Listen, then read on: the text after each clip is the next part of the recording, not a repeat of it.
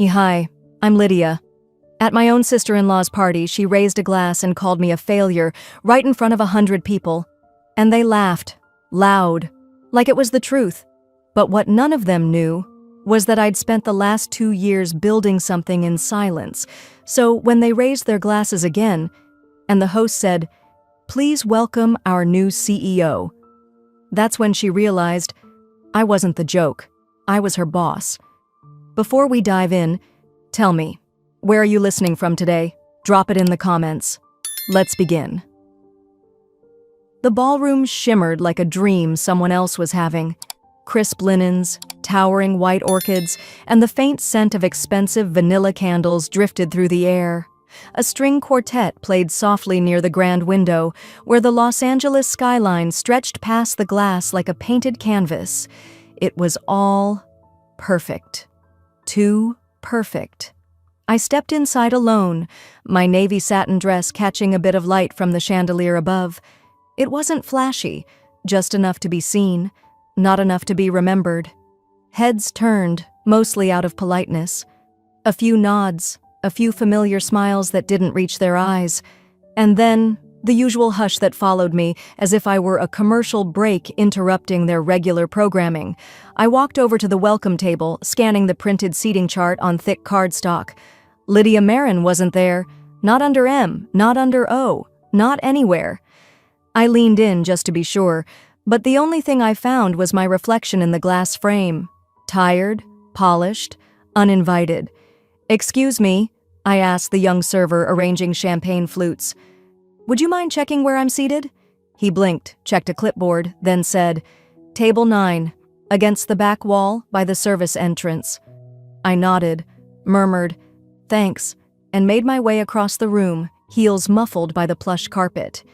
Table 9 sat half in shadow, half in draft, close enough to the kitchen doors that every 15 minutes brought a gust of cold air and the scent of garlic shrimp. A single votive candle flickered weakly in the center, struggling to stay lit. I lowered myself into the seat just as a hand set down a champagne glass in front of me, plastic, fogged from over-chilling and tagged with a sticker, "Odie-less." I stared at it, misspelled, plastic, cheap. Meanwhile, I could see the other women, perfect hair, perfect teeth, lifting delicate crystal glasses with gold-rimmed names curled in elegant script. A few of them laughed and raised eyebrows in my direction. Someone whispered, "She still shows up." Another giggled, "You know how background characters are, always hoping for a line." And then there she was, Seraphine, wife of my oldest brother, hostess of the night, the golden queen of curated appearances and sharp-edged charm. She wore white satin that shimmered with every breath she took. Her laughter rang like silverware clinking, loud enough for attention, soft enough to feel expensive. She was already mid-story, surrounded by people who hung on her every word like it was scripture. "I always say," Seraphine chirped, "the real work is knowing when to show up. Some folks only come around once things are already built, like photobombers at a ribbon cutting." A few heads turned toward me. I didn't flinch. Another woman added, "They always say they were there from the start. Funny how memories work when there's champagne." I picked up my plastic glass, turned it slowly in my hand, the sticker already peeling at one edge. The toast began before dessert. Seraphine made her way to the small raised dais beneath the chandelier. A hush settled over the room as she tapped her crystal flute, her eyes scanning the crowd until they locked, intentionally, on mine.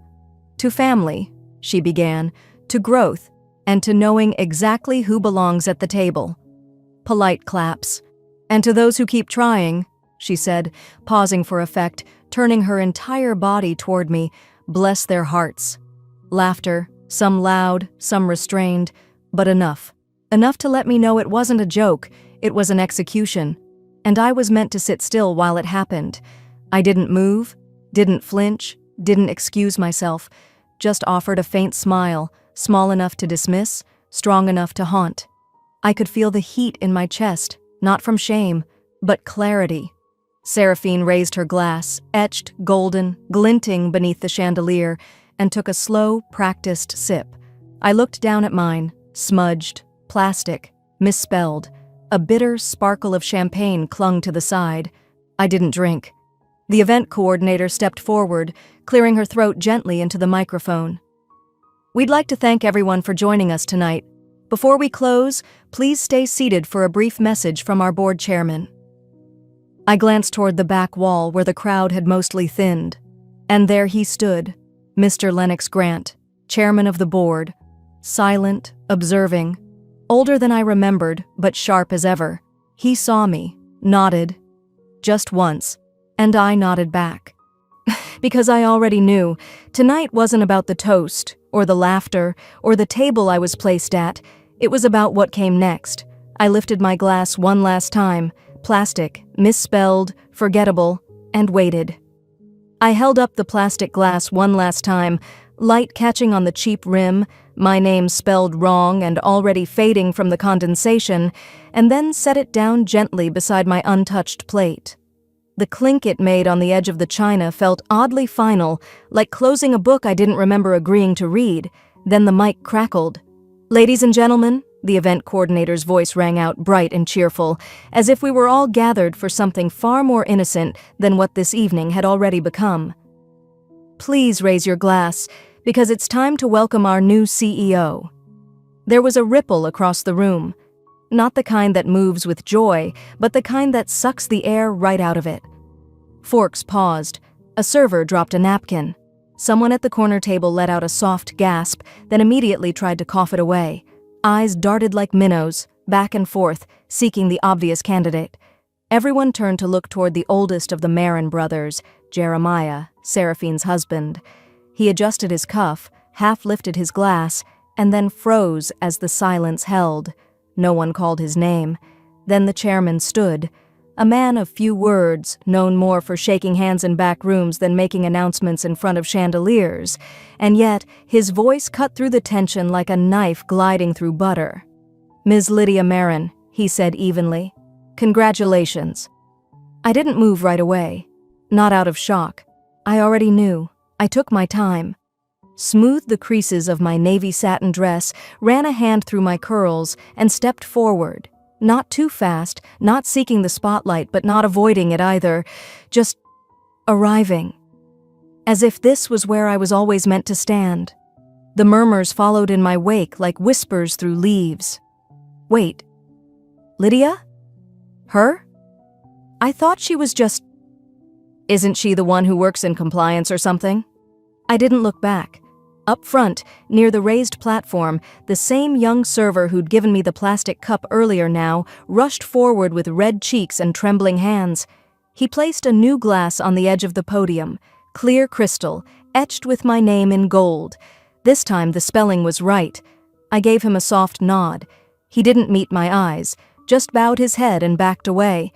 Behind me, Seraphine hadn't moved. She sat stiffly, still holding her own sparkling flute like it was fused to her fingers. The confident tilt of her chin hadn't dropped, but the corners of her lips, once curved in amusement, now pulled tight, like elastic under strain. I caught the low whisper from her left. "Wait, she's the CEO?" Her fingers twitched. Her husband leaned slightly forward, confused. I could feel the silence swelling again. So I took the mic. "Thank you," I began, my voice steady but not cold. "I've worked behind the scenes for a long time. That was always where I was placed. And for a while, I believed that was where I belonged." I paused. Let the words settle. But here's the thing about rooms like these. Sometimes the quietest person in the room is the one who built the room. A longer pause this time. I didn't rush. I let the words hang there, simple and unpolished, like wood exposed beneath a velvet tablecloth. Then, just one clap. It came from the back. I didn't turn to see who it was. Another followed, then another. And just like that, the room that had turned on me an hour ago now turned again. This time with measured respect.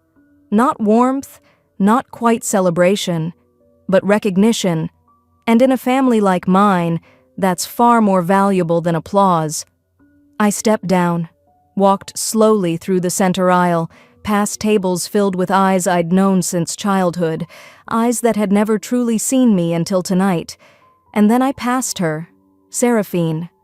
She didn't blink, just tilted her head slightly, the remnants of her smirk still clinging to her face like stage makeup that didn't wash off. "You set this up," she hissed under her breath.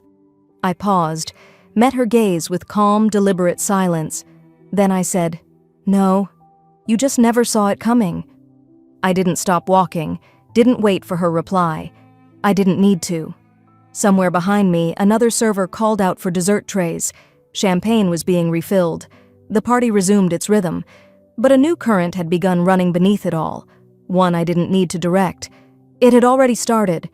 Her words stuck to me like perfume, fake, cloying, and impossible to forget. I turned away from Seraphine, but her perfume still clung to me, like her pride, manufactured and overbearing. The clinking of glasses behind me grew distant as I stepped back toward the edge of the ballroom, not out of fear. I needed air, not the kind you breathe, but the kind that clears your mind when you've been pretending for too long. 6 months earlier, no one looked twice when I stayed late in the boardroom. Seraphine had just pushed through a new holiday bonus policy, one that looked generous on the surface, but quietly redirected payouts to employees connected to her inner circle. Incentives for loyalty, she'd called them. Loyalty to her, not the company. That was the final push I needed. The truth? I'd already been meeting with Jonas Merritt, our late founder's personal lawyer, for over a year. It started with a question I asked quietly during a Thanksgiving dinner while Seraphine was boasting about her husband's new promotion. "Was there ever a succession clause my father-in-law had drafted?" I had whispered, almost as an afterthought. Jonas blinked once and said, "There was, but it was sealed, until certain conditions were met." Conditions. I spent the next 6 months making sure they were. While my brothers-in-law argued about titles in glass offices they never cleaned, I sat quietly beside the accounts team. I listened, I gathered, I filed everything. No big scandals, just 1,000 paper cuts, petty misuse of funds, suspicious vendor favoritism, kickbacks, whispered deals with cousins' companies, death by ethics review. They never noticed me, which is exactly what I needed. "You don't need to fight noise with noise," Mr. Merritt had told me once on the phone. It was past midnight. He'd called after seeing the latest bonus report. "You listen, you learn, and when they've built their castle out of sand, you sign." He always ended those calls the same way. "Don't shout, sign." So I did. 2 weeks before the gala, I walked into the boardroom at 7:00 p.m. sharp. No cameras, just the chairwoman, Jonas, and a simple manila folder. Clause 7B, it stated, in the event of misconduct, verified through a third-party ethics review, and failure to meet fiscal KPIs 3 quarters in a row, the successor named in Clause 7B shall be activated without family vote or public announcement. I signed it without blinking. I didn't need applause. I needed accountability. And now here I stood, in a ballroom full of people who once saw me as the artsy one. They'd always said it kindly, like patting a child on the head. I wore bright colors, had a design background, and didn't raise my voice in meetings. They assumed I didn't understand profit-loss sheets. They never asked how the healthcare division turned profitable in Q2 last year. I didn't tell them I wrote the fix. I didn't tell them I'd rebuilt it under Matthew's name, because they never would have believed it. But Jonas knew. And so did the board. "Excuse me, ma'am," a quiet voice brought me back. A server in a navy vest, the same one who'd handed me a plastic flute earlier, now approached with careful steps. He held out a tray. This time, the glass was crystal, etched. My name, correctly spelled in cursive. No room for errors now. I took it gently. Then he leaned in, lowered his voice. "Ms. Marin, she's asked to see you." I glanced at him. "She?" He nodded once. "Seraphine. She's waiting in the garden. Said it was urgent." Of course she was. I turned slightly and caught a glimpse of her through the open glass doors leading to the terrace. She stood by the ivy wall, arms crossed, heels tapping, lips moving fast as if rehearsing something, or unraveling. I didn't hesitate. Let the queen summon me. I had no crown to prove. I stepped through the glass doors, heels tapping against the stone path that curved softly through the terrace. The air had shifted, no longer scented with clinking flutes and sugar-dipped laughter, but something cooler, still, like the hush before a Texas thunderstorm. Up ahead, under a curtain of warm fairy lights and towering white roses, stood Seraphine. Her back was rigid, arms crossed, chin slightly raised. But she wasn't smiling now. She didn't offer me wine, no kiss on the cheek, no darling in that silky voice she always used for show. Instead, her eyes flicked toward mine and held. "You blindsided me," she said through gritted teeth, "in front of everyone." I didn't flinch. I didn't even blink. I let the night stretch around us, thick and humming with invisible tension. Then I answered, calm as ever. "You warned me once," I said, "and I listened." Seraphine's jaw clenched. For a moment, I thought she might throw the champagne glass still trembling in her right hand. But she didn't. Instead, she took a slow step closer and lowered her voice like she thought we were still equals, still women behind the same curtain. "You could have told me," she hissed, "given me a heads up. This wasn't classy, Lydia." I tilted my head. "Like the time you told me not to attend the leadership retreat because we needed people who actually understood profit margins? That was classy?" Her nostrils flared, but I didn't stop. "You were right, though. That table wasn't mine, so I built one of my own." Silence. Just the soft hum of the garden lights overhead and the faint sound of laughter from inside, still oblivious. She looked at me like she was trying to rewrite the story in her head, recast herself as the victim in a play she didn't realize had already closed. "You used him," she snapped finally. "You wormed your way into Dad's heart when he was vulnerable, took advantage of his legacy, of his illness, of all of us. You skipped the line." I almost laughed, not out of cruelty, but out of deep, exhausted knowing. I reached into the slim black clutch under my arm, unzipped it, and pulled out a neat, folded set of papers. I didn't hand them to her. I just held them up. "Here's the internal audit you edited with Carolyn 3 years ago. You changed bonus allocations to reward your friends. And here," I flipped another page, "this is the report you buried after an ethics flag from HR. You remember the one? About the vendor contracts your college roommate suddenly started winning?" Seraphine paled, just slightly, like a porcelain doll someone tapped too hard. But she caught herself, raised her chin. "You're going to ruin this family," she said. I met her gaze. No tremble, no fire, just clarity. "I didn't ruin anything," I said quietly. "I just stopped playing dead." Her lips parted, maybe to argue, maybe to beg. But the words never came, just a blink. And then another. "You always thought I was quiet because I had nothing to say?" I added, stepping past her. "But I was just making space, so people like you could show me exactly who you are." I paused near the gate, looking back one last time. "You're still invited to Monday's executive meeting. Your name card's waiting up front. First topic, HR investigations. See you there." And I walked away. The air inside the ballroom hit different this time, brighter somehow. I passed the dessert table without even glancing, past groups of people who didn't look at me the same anymore, some surprised, some calculating, a few downright wary. Just as I reached the archway near the marble staircase, a voice called out from behind me, soft, familiar, careful. "Lydia, do you have a moment?" I turned. It wasn't Seraphine. It was Eleanor, Chairman Beaufort's wife, a woman I hadn't spoken to in nearly 6 years. She wasn't smiling. That alone told me something big had shifted. She stood slightly to the left of the ballroom arch, half tucked behind the curtain, her posture still, hands clasped neatly over her clutch.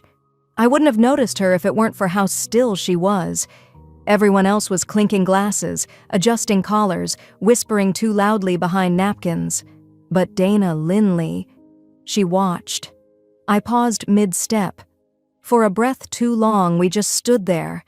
Me, in my heels, still humming from the garden's tension, and her, regal as ever in soft gold silk. Finally, she tilted her head, barely a nod. but it was enough. Would you walk with me a moment? Her voice just like I remembered. Smooth, practiced, never rushed. We moved through the corridor side by side, neither of us speaking as we passed staff clearing trays and guests moving toward the after-dinner lounge. She led me to a quiet alcove off the east wing, where candlelight flickered across an old oil painting of the Linley estate. I hadn't stood in that space since the night Robert had been honored for his lifetime achievement. That night, no one had noticed when I slipped away early. Tonight, Dana noticed everything. "I'll be honest," she began, settling on the velvet bench near the window. "I didn't think you'd come back, not like this." I stayed standing, my back straight, but softened my voice. Neither did they. A smile flickered in the corner of her mouth, brief, knowing. Then her tone shifted. "I've been watching you for years," she said quietly. "Not because I doubted you, because I knew they would." My chest tightened, but I didn't interrupt. She wasn't here to flatter. "I remember the retreat in Colorado," she continued, "when Seraphine gave that ridiculous speech about protecting the image of the company, and you weren't invited. I saw you walk back to your room alone that night, Lydia. You didn't cause a scene, you just absorbed it. Quietly." I blinked. That had been 8 years ago. I'd shared a shuttle ride with the caterers just to make it to that weekend, paid for my own room, and still, Seraphine had cut me from every leadership photo. Dana glanced up at me. "Do you know what I saw that night? Control. The kind most people never learn." She leaned back, then added, "And a kind of power I recognize." I finally sat, careful with my posture. I wasn't sure anyone saw. "They rarely do," she said. "But women like us, we find each other, even if it takes time." It surprised me to hear her say that. Dana Linley had always been an arm's-length figure, refined, gracious, untouched by the family mess. I used to think she was above it all. Now I realized she was just apart from it, by choice, not ignorance. She continued, "When Robert died, he left something for you. Told me not to hand it over unless things got murky. I'd say we've hit that point, wouldn't you?" From her clutch, she pulled a slim envelope, cream-colored, heavy, sealed with wax. She offered it without ceremony. I didn't take it right away. "Why did he give it to you? Why not just leave it to legal?" Her eyes grew thoughtful. Because even then, he knew legal could be persuaded, and I wasn't in anyone's chain of command. I nodded slowly, taking the envelope and resting it in my lap. It felt heavier than paper had any right to be. Dana stood, smoothing her gown. "Just don't open it in front of anyone," she said. "Once you read it, everything changes." The words landed harder than I expected. Not everything in that envelope would be protection. Some truths were knives. She paused, one hand on the drape. "You know, they always said I married well, but never once asked if I built anything. Truth is, I funded 27 startups behind that garden gate, most of them run by women. Quiet doesn't mean passive." I looked up at her. "Why tell me now?" "Because I'm not the one who needs to watch anymore," she said simply. "You are." We shared a long look before she turned and disappeared into the corridor. I remained seated for a minute more, staring down at the envelope. I didn't open it. Not yet, but I slipped it into my coat pocket, and somehow just holding it shifted something inside me. I wasn't here just to take a title. I was here to carry forward a line of women who'd learned to navigate silence and turn it into strength. I didn't sleep. Even after the party, after the garden, after Dana's quiet voice in my ear, I came home, peeled off my heels at the door, and left the envelope on the kitchen counter like it might explode if I touched it again. By morning, the apartment was filled with soft light, the skyline of Austin stretching outside my window like a painting too still to be real. I made coffee I didn't drink, let the toast sit cold, and I just stared at it. That envelope, it looked small, harmless, but I knew better. Some things once read couldn't be unread. Dana's words echoed again. "Once you read it, everything changes." And I believed her. I paced, sat down, got back up. I even ran the dishwasher just to fill the silence. What if what's inside ruined everything? What if it made me someone I didn't want to be? But what scared me more was the part of me that already knew I'd open it, that I had to. So, after 2 hours of avoiding it, and 5 more years of swallowing doubts, I finally pulled the seal. The paper inside was thick, cream-colored, hand-signed. I knew that handwriting. Robert Marin. He wrote in blue ink. Always did. Refused digital signatures, even when the board insisted. The letter began simply, "Odalys, if you're reading this, they've done what I feared, and you're standing where I once hoped you'd be." My throat tightened. He continued without apology, without fluff, just truth. He'd discovered, nearly 8 years ago, that Seraphine had been siphoning performance bonuses tied to my division. The numbers had been tampered with, subtly, not enough to draw attention, just enough to stall promotions, redirect credits, tilt the spotlight, and then came the gut punch. She forged his signature on a vote that blocked my promotion. The year I was told, "You need more field time." The same year my project was handed to Elliot, the same Elliot who accidentally once showed me an email from Seraphine saying, "Make it look like a team handoff." I remember the way she smiled at me after the decision, said, "It wasn't personal, darling." No, it was calculated. And she'd won. Until now. The second page of the letter wasn't just a confession, it was a directive.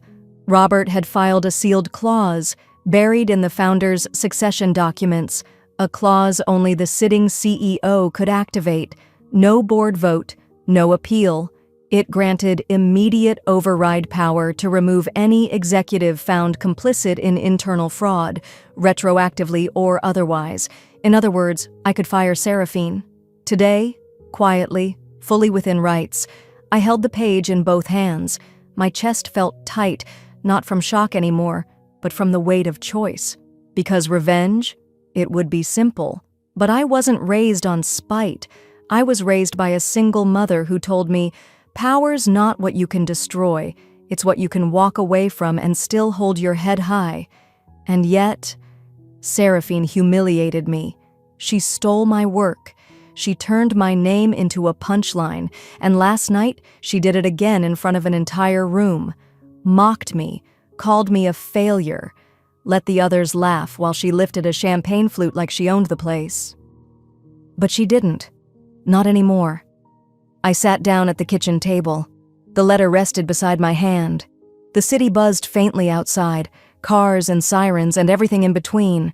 Inside, it was still. I didn't want this to be about vengeance, but I also didn't want to let it rot, let her keep winning just because I was afraid of being one of them.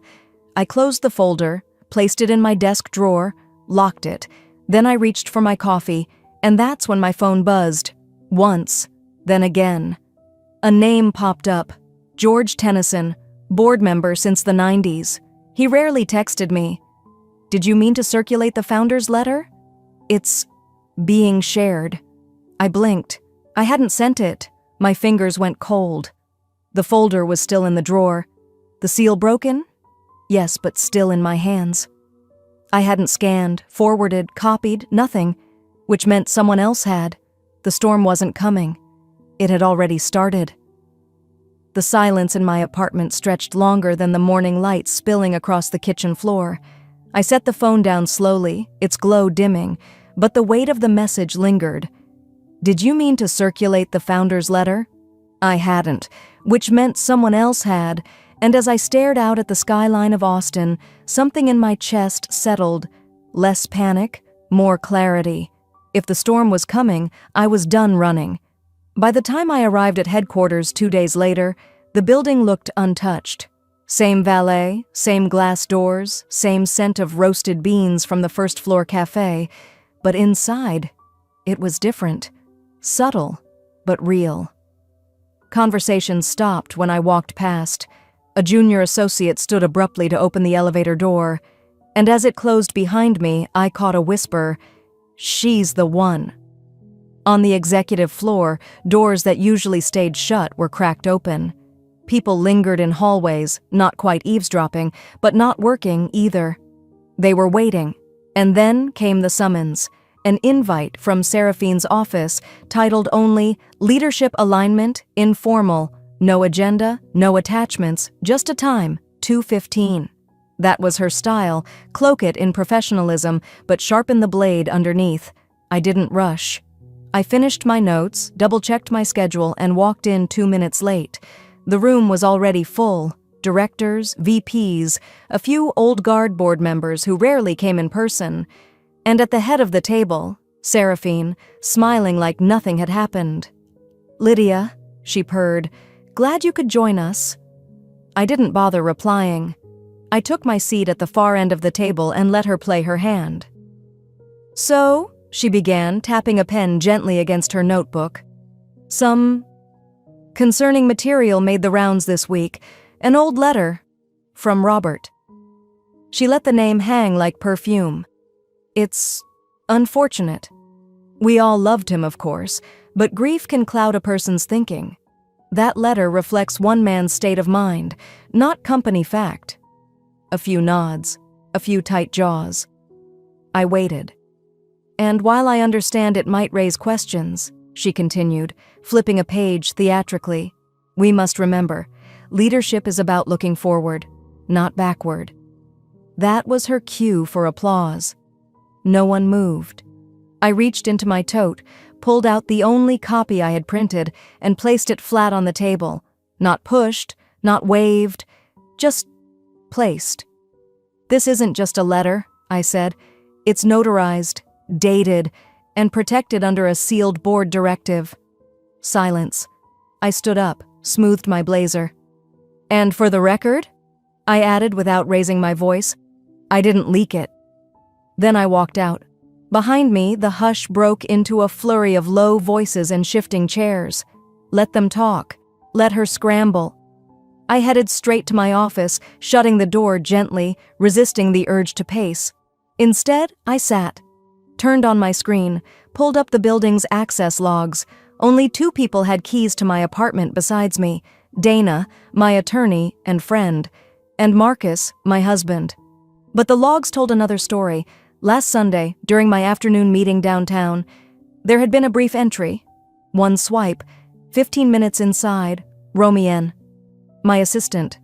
Romy had worked for me 4 years. Polite, efficient, a little too eager sometimes, but never untrustworthy. Or so I thought.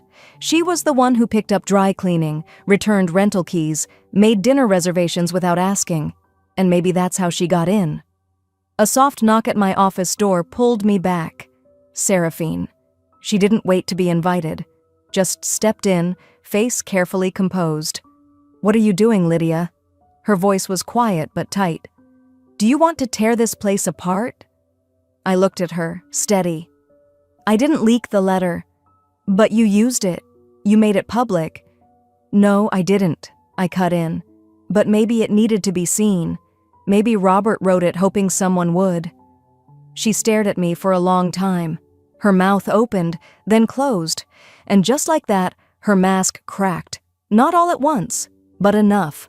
A twitch in her brow, a tremble in her voice when she said, "You think you can take this from me?" "No," I said. "I already have." She slammed the door on her way out. I exhaled. The air felt clearer.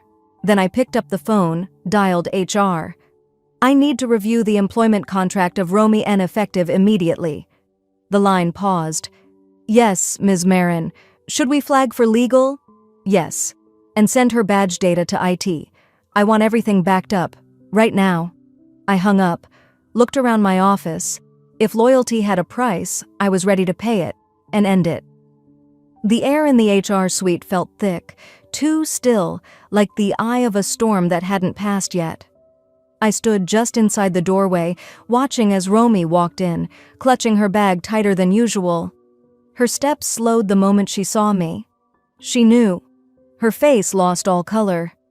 She opened her mouth, maybe to greet me, maybe to explain. But I didn't offer her the chance. I simply held out a printed sheet from the security system. I didn't need to guess, I said. It's all here, time-stamped, logged. I stepped aside, allowing the HR manager to close the door behind us. Romy looked around like a trapped animal, caught between the hope of denial and the weight of truth. I didn't mean, she started, but her voice cracked. Lydia, please, I didn't mean to hurt you. You copied a legal document from my private drawer, I said, steady. You leaked it, and you did it while I was still trusting you with everything from my calendar to my passwords. She sat down across from me, her eyes wide. She said you were going to fire me. Seraphine. She said it was only a matter of time. She promised I'd get promoted, if I just helped her stay ahead of things. I let the silence stretch. I needed her to hear it ring. I never expected you to be perfect, I said at last. Just honest. That's all I ever needed. Her eyes welled up, but I didn't comfort her. There was no screaming, no dramatic exit, just 2 signatures on a termination form, and a quiet escort out, handled by security like any other breach of trust. No spectacle, no shame. Just the sound of a line being drawn in permanent ink. I didn't linger in the hallway afterward. I moved quickly, straight to the elevator, heading to the executive level. The top floor where silence had teeth, and every smile came sharpened. Seraphine's office door was already cracked open when I arrived. She was seated at her desk, tapping her stylus against a marble coaster like she'd been waiting for me. Didn't think the assistant had it in her, huh? She said without turning. I closed the door behind me and stepped inside. She finally looked up. People like you always attract strays, she said, shrugging. They orbit you, hoping for crumbs. Romy was easy. Poor thing didn't even ask for proof. I just told her you were on your way out. You've made a habit of breaking people, I said, quietly, so they don't notice until there's nothing left. Her smile faltered, just slightly, but she held her pose, polished, smug, superior. She didn't see the paper in my hand until I laid it gently on her desk. It was the board's signed vote. Fraud clause activated. Seraphine's access to sensitive systems would be locked down by close of business. An internal investigation would begin Monday. She was no longer untouchable. I didn't raise my voice. I didn't flinch. I just said, "Your choice now is simple." She skimmed the paper, and for the first time, she didn't have a response ready. "You can resign," I said, quietly, with your name still intact, or you can fight this. But if you do, I won't protect you. Every email, every transfer, every hush-hush incentive package you've ever pushed through, I'll hand it all over. Her laugh was bitter. You think I'm scared of you? I don't need you to be scared, I said. Just gone. There was a long beat of silence. She looked out her window, like maybe the skyline would offer her a better escape than I had. But she didn't speak. Not yes, not no. She just sat there, finally understanding the weight of the power she'd been playing with. I left her like that, alone, silent, still tapping her stylus, but slower now, like she wasn't sure what rhythm she'd been dancing to anymore. As I stepped into the hallway, my phone buzzed. The message was from the board's chair. "Prepare your materials. Monday is final." I stood there a moment longer, looking out the same glass panels Seraphine had just faced. But I wasn't waiting for approval or applause. I'd made my move, because power doesn't shout. It decides. The doors closed behind me, and for a long second, the boardroom stood still, air thick with things unsaid. Not even Seraphine moved. She sat poised, chin lifted, but the corners of her mouth had lost their tension. She wasn't smiling anymore. The chair of the board cleared his throat. "This morning," he began, "a special vote was conducted regarding the conduct and future leadership of Marin Tech." His voice was calm, but his hands were firm as he laid out the sealed statement. After a thorough review of internal communications, fund reallocation records, and client disclosures, a slight shift rippled down the table. Eyes darted toward Seraphine, then back to the chairman. The board has voted unanimously to remove Seraphine Duvaux from all executive duties, effective immediately. Her resignation has been received and accepted. The only sound that followed was the rustle of Seraphine's custom blazer brushing the arms of her chair as she slowly stood. She didn't argue. She didn't ask for another chance. For the first time since I'd met her, she looked unsure, not defeated, but no longer untouchable. No one reached to shake her hand.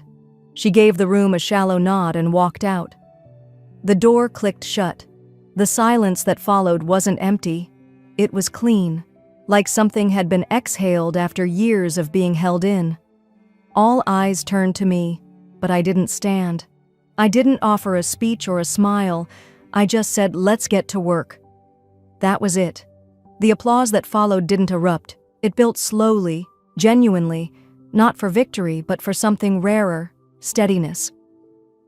Later that evening, when the formalities ended and the business press had already begun speculating names and strategies, I sat in the very seat Seraphine used to claim. Same desk, same skyline view. But I wasn't interested in ownership. I was interested in what came next. My fingers traced the edge of the desk, grounding myself, and that's when I heard the laughter again, not in the room, but in my memory. The echo of that night, the glittering ballroom, the flash of camera lights, my sister-in-law's voice ringing clear over the clink of champagne glasses. "Please, everyone, a toast to the future of this company, and to our dear Lydia, who always tried her best. Bless her heart. I mean, failure isn't the worst thing in the world, right?" Her cackle had been the signal. The room had followed. They'd laughed too, some louder than others, but none of them were laughing now. Same building, same crowd. But when the chair of the board stood and said, "Please welcome our new CEO, Lydia Marin," the room went still. You could hear the HVAC humming, forks frozen mid-air. Even the champagne flutes seemed to hesitate. She looked up slowly across the room. My sister-in-law's eyes met mine, and that's when she knew. I wasn't the try hard anymore. I'd earned every hour she'd mocked. Every night I stayed up while they partied. Every document I buried myself in while they posted filtered photos from rooftop spas. I had built something with no spotlight, no applause, no cheerleading committee. Power didn't come from the mic. It came from knowing you could rise when no one clapped for you. Later, when the event thinned out and the air turned warmer with softer music and nervous attempts at reconnection, someone slipped me a folded note, neat cursive. No name on the front, but I knew the handwriting. Dana Linley. It read, "Your father-in-law chose right, but you made him proud in your own way." I folded the note carefully and slipped it into my inner coat pocket, right where the contract had sat just days earlier. And then I breathed. Not a sigh, just air. Finally, mine. The office lights dimmed as the staff began to filter out, and I stayed in my chair a little longer, looking out over the city. No words, no plans, just a moment, not to celebrate, not even to reflect, but to finally sit in a space I didn't have to fight for anymore. Some victories don't need a microphone. They just need time. Time to rise, time to remember, and time to prove that being overlooked never meant I was lost.